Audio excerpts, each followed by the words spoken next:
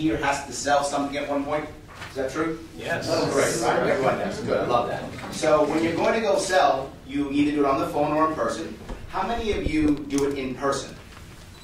So most of you do. Great. When you have to go through like an RFP process, or most of it's just you sitting with somebody? How many RFPs? So RFPs also. Okay, great. Whenever you have to do a pitch, there's lots of people who will tell you different things on how to do a pitch, what to do, what to say, how to start a sales meeting. I'm going to give you some ideas that are going to help you tremendously. You're going to go against what people often teach and tell you. But the world has changed tremendously in the last 5 to 10 years, much more than it ever has in the 100 or 200 years prior. What's the biggest difference? Back in the day, those of you who know the Steve Miller song that we talked about, right? Those of you who have a bit of gray hair, you might know that back in the day, if you were a sales rep, what was your number one goal? Anybody know? You were a sales rep, say 20 years ago. What was your number one goal? What did you do for your client? Anybody know? What? Campaign? You educated them. You educated them. Remember that? Yeah. So you did. You educated them, right? They didn't know what your product was. You had all the information. You were the smart one. You knew it all. They'd come to you saying, I need telecom. I know nothing about telecom. And you would then tell them all about telecom, right? Because they knew nothing about it. How about today? Same thing. Almost never. No, almost never. They almost always know about the product before they talk to you about the service. Almost always. With the information age, they know a whole lot more. Your goal is no longer to educate. Those days are over. In fact, many times they come and they know more than you do. Yep. Or as much as because you're new to your field. If you're new to your field, this buyer's been around for a while, they know more than you do. So how are you going to sell them? I educate. No. Your job as a sales rep today is very different. It is to curate. Different thing today than it was 10 years ago. 10 years ago, educate. Today, curate.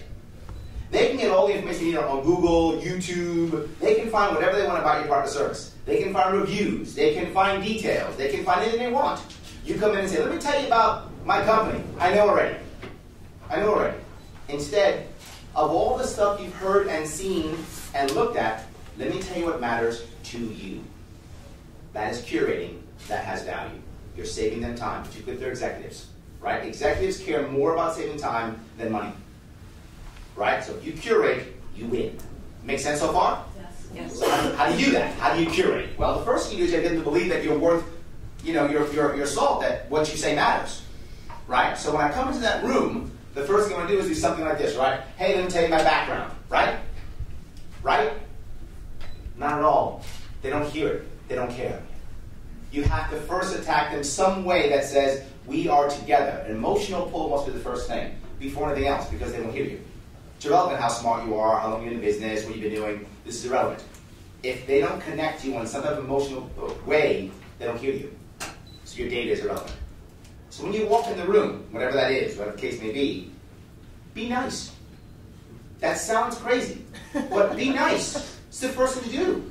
Say something positive. Walk in the room and say, lovely view, or I love this room, or whatever you would say. Be yourself, but be nice. It's the first thing to do. Before you say, hi, I'm Larry Sharp, super smart guy. I'm so smart. My God, I'm smart. No one cares. No one cares. Whether I am or not, who cares? But if I say, hey, how you doing? Good to see you. This is a lovely room. I love this building. Whatever you would say to use your own personality. First thing. Now, sometimes they'll be very aggressive. And they'll say, just tell me your stuff. I got 5 minutes. Fast, quick, hurry up. You've all had that happen, right? Only got 15 minutes. What do we do when we hear that? Most of us start rushing. Oh, okay, yeah, let me take your time. Let me jump and get this done. That's the biggest mistake. I don't really care what they say. You got 30 seconds. I'm not going to change one thing I do. Not one thing. It is irrelevant what they tell me. Because they want to rush me through, and it is in their best interest to do so, because they want to make you a commodity. That makes sense for them. Think about their own safety. If I make you a commodity, if I pick on price, I made a decision, haven't I? My best interest is to make you a commodity. Of course I will. It's their defense mechanism. They should do that. That's good. They're doing what's in their best interest. We'll do what's in your best interest. Go through your sales process the same way, regardless of what they say. I'm not saying ignore them, I'm saying acknowledge it. Oh, 30 seconds. Great, good. So how about the Yankees? I'm not joking. Because you've all had this happen also. I only got 15 minutes. And then all of a sudden, you're saying stuff they like, and you got 2 hours all of a sudden. All of a sudden, they don't have to run all of a sudden. All of a sudden, you're not so busy all of a sudden. Right? Yeah, that I've got 30 seconds, I got 15 minutes is a defense mechanism you must ignore. We clear on this idea? Yes. You must ignore it. Still be friendly. Now they rush you. How much? How much is this going to cost me? What's your pricing? Come on, they rush you. What are you going to do? What do we always do? Well, it depends, right? Worse than to say, please stop saying that. Worse than to say, please stop saying that. Because they're ready for that. Depends on what? Come on, you can't give me pricing. Before you know it, they're fighting you. You've just created an adversarial relationship. Don't do that. Instead, acknowledge you. Ah, sure, pricing, absolutely, got it. And then ask them this. Great. Is it okay if I ask you a couple of questions? Now, there are two words I avoided in this sentence, and it's critical that I avoided these two words. I avoided the word but, and I avoided the word first. You must avoid those two words. The unconscious mind hears them and doesn't like them. So how much is it going to cost? Yeah. But first, let me, which you just said, yeah. Dismissed, let me do my thing. But first says dismissed. No, but first says, I'm with you. Let's go together. Does it make sense? That those two small words matter. So when they push you, just say, I hear you, absolutely. Can I ask you a couple quick questions? Sometimes they'll be even more aggressive. No, come on, I don't have time. I hear you completely. You know the broken record. Right? Broken record. I understand, absolutely. Can I ask you just a couple quick questions? Anybody here under 30?